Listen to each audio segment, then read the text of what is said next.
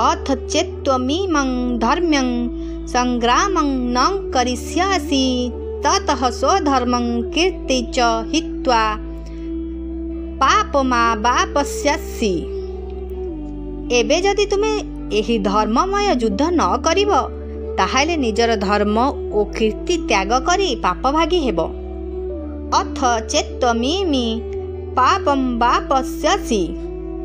एठारे अर्थ अवय पदटी पक्षांतर ओ चेत अवय पदटी संभावना अर्थरे व्यवहृत होइछि। एहार तात्पर्य है युद्ध न करी तुमे रही पारिब नाही। निज क्षेत्रीय स्वभावर परवश होई अवश्य युद्ध करिब। तथापि जदि तुमे एपरि निश्चय कर जे मु युद्ध करिबि नाही तेबे एहा द्वारा क्षत्रिय धर्म त्याग कले तुमको पाप लागिब, तुमर कीर्ति मध्य नाश हेब। स्वतः पाप होइथिबा धर्म रूपक कर्तव्य त्याग करी तुमे करिब कौन?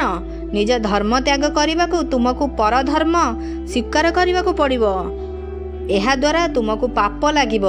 युद्ध त्याग कले लोके भाबिबे जे अर्जुन भली वीर मध्य मृत्यु आशंकार भयभीत होइगला, एथिरे तुमर कीर्ति नष्ट हेब।